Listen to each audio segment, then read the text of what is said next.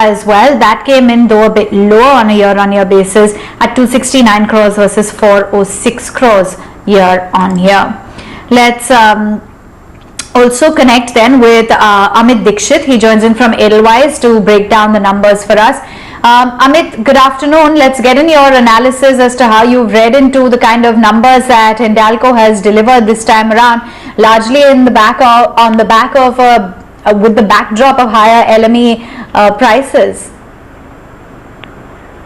Yeah, hi. So numbers were pretty good and in fact better than our estimates as far as aluminium division is concerned. I won't cover Novelis over here because Novelis is already known to the market.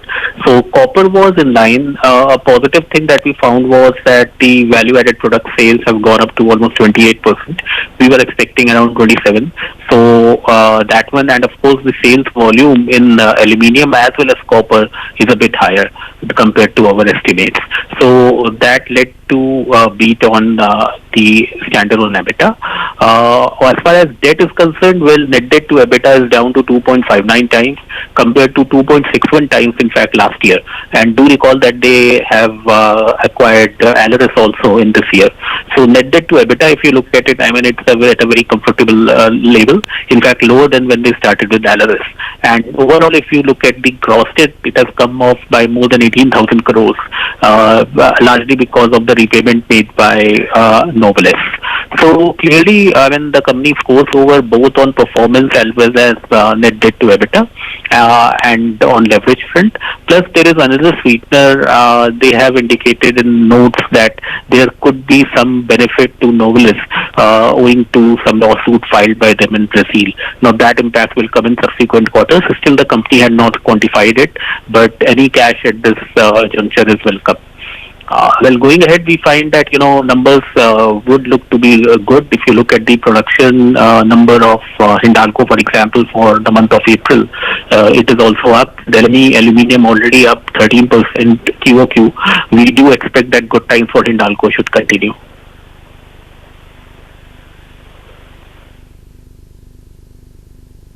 Hi Amit, this is Mubina as well joining in. Yeah, I mean for sure, because they have their whole capex as well lined up over the next 4 to 5 years. You spoke about value-added products, and I think there's going to be an increase in contribution from that segment, which in turn will improve the margin profile as well for Hindalco.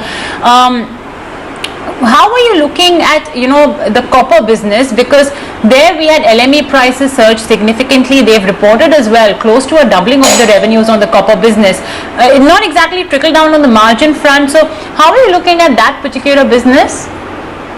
No, unfortunately, copper for both Vedanta and Hindalco is on TCRC. So, LME prices really don't get any benefit. They are merely converters, so they get treatment charge. And in fact, with the TCRC coming down in the recent times because of constrained supply, this was expected. So clearly, copper, we don't see any issues as long as they are able to churn up volumes. I mean, it is totally dependent on TCRC, and more constrained the supply, more TCRC margin will come off. So clearly, I mean, it's not a disconnect, I would say, it's just the fact that they are converter.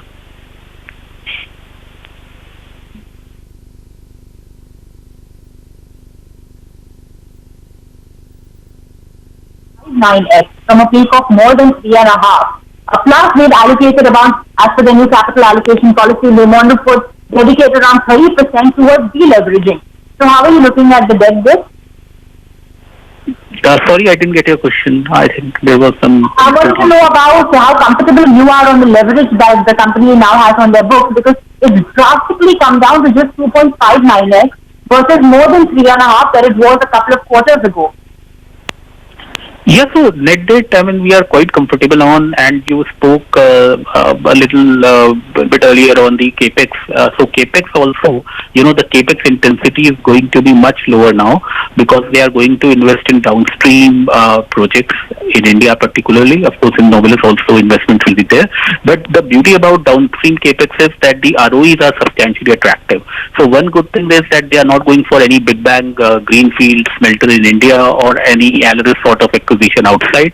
So clearly we would see net debt going down further from this level, because clearly Novelis is going to generate a very stable amount of cash, and with Indian operations chipping in because of LME aluminium prices remaining where they are, I think things are going to be pretty good for them. In fact, they can reduce their leverage further from these levels.